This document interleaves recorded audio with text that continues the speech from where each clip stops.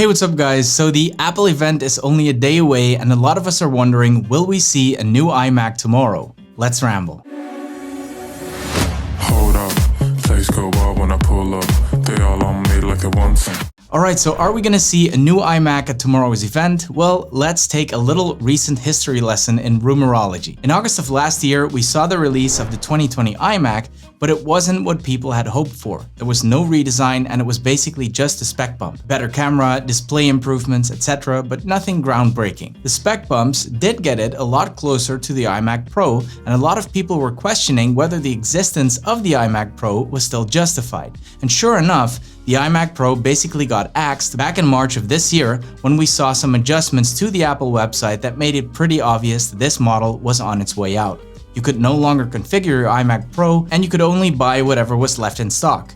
A couple of days later, Ming-Chi Kuo, a pretty accurate leaker, told us that Apple is planning a major upgrade to the smaller model of the iMac, which would include slimmer bezels and Apple Silicon.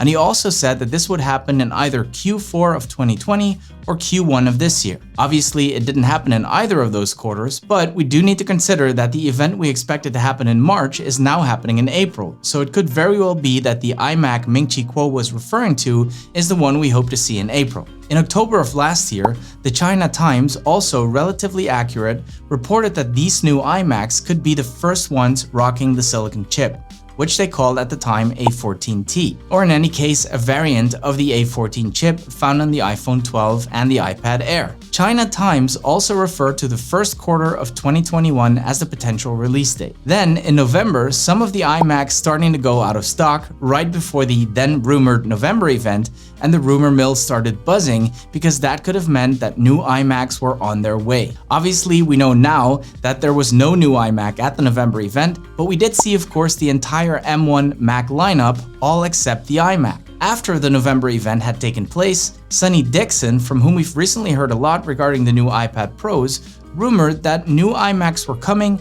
and that they might come in larger sizes, more specifically a 24-inch version and a 32-inch. He also said that both models will have much thinner bezels inspired by Apple's XDR display. In January, Mark Gurman, who is one of the more accurate leakers, basically confirmed what Sonny Dixon said, which is that, in terms of looks, the new iMacs will resemble the XDR displays, and that the redesign of the iMac will be one of the biggest visual updates to any Apple product this year. About a month later, he reiterated that this redesign will happen and that it will have Apple Silicon on board, but it will happen towards the end of 2021. Jon Prosser confirmed this by saying that there won't be any new iMacs at the March event, which has now become the April event, but let's leave that aside for now. And a few days later, he added to this that this new iMac might come in 4 colors, being space gray, silver, rose gold, and green.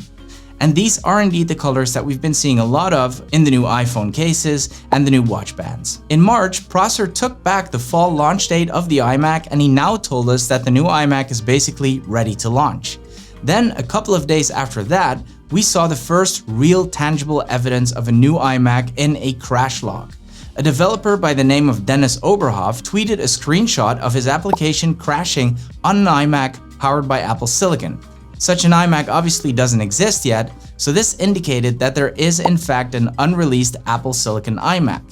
2 days after the crash log was reported, more iMacs were discontinued, and the software confirmation by Oberhoff was confirmed again when 9to5Mac spotted 2 iMac models in a beta update of macOS Big Sur, which, by the way, came around the same time as the new iPad Pros were spotted in the latest iPadOS beta. All of that does make it seem more likely that we might in fact see the new iMacs in April rather than the fall. On the 3rd of April, Love to Dream tweeted something that translates to, "The iMac screen is really big, bigger than the biggest one," which corresponds to the bigger sizes that have been reported by several sources. Obviously, Love to Dream wasn't saying anything new here, but a confirmation by him is meaningful because of his high accuracy rating. Now, last week, Mark Gurman tweeted this: "Would anyone else find it odd if a big iMac was using essentially the same processor as an iPad Pro?" And this is interesting because it does remind us of what the China Times said last year, which is that the chips in the new iMacs will be a variant of the A14 chip. And personally, I'm extremely interested in this because If you've been to this channel before, you know that I believe we're moving into a direction where Macs are moving closer and closer to the iPad Pro, and that eventually the iPad Pro might even become the base computer for Apple. In other words, we'd be using Pro apps on the iPad Pro, which will have a chip similar to the M1, and of course later versions of that chip. So to me, a flat iMac that strongly resembles an iPad Pro would make sense. And that leads us to the last and most recent rumor, coming again from Love to Dream, whereby he tweeted this image, comparing the colors of the logo for the Spring Loaded event to the colors on the retro iMacs. We all know that Love to Dream likes to tweet in riddles, and this could very well be a cryptical way of telling us that we are in fact gonna see the new colorful iMacs presented this coming Tuesday. So guys, what do you think? Are we gonna see these new iMacs or what? And if so, which improvements are you hoping to see? Let me know in the comments. If you enjoyed this video, please give it a like, it really does help the channel, and hit subscribe if you want to be kept up to date on any new developments. Thank you so much for watching, and see you in the next one.